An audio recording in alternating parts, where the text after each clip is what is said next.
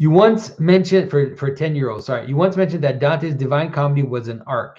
Can you expand on this definition? Are there other works of literature, art, or music that are also arcs?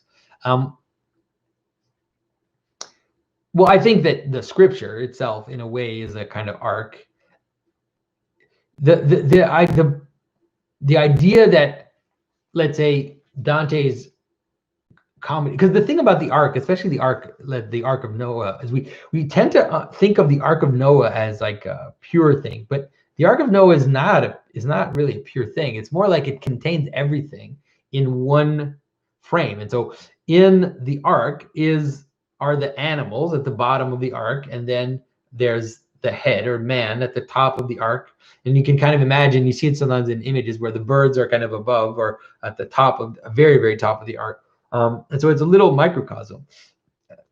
And so in that sense, I think that Dante was able to create a microcosm in which people could actually live. And that's really something. Like, people could actually, Dante's comedy ended up creating tropes that people actually live in. And so his images of heaven and purgatory and hell are images that entered into the consciousness of people, not just in their desire to be entertained, but in the way that they engage with their own lives, their own sins, their own values. And it stretches from the cosmic. So there's an aspect of his work which is talking about God and how God reveals himself in the world, and some of the characters that he meets are at that level. Like, he even brings in like the old gods. He even brings in the old Greek gods and Roman gods, and they're all there. Like, the whole antiquity is kind of brought into the story, right? Everything is brought in. Like, that's why what I mean, it's an arc. Like, everything of value is brought into this one big structure.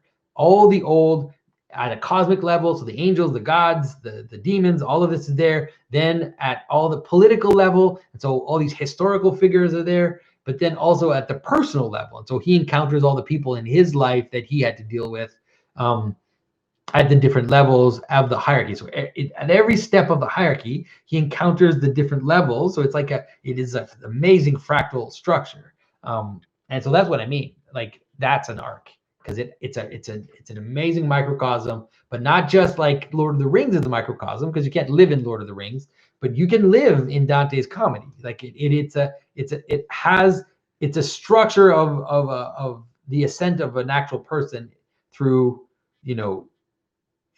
this kind of mythological structure of being. So it's pretty amazing. I mean, Dante's comedy is an amazing thing.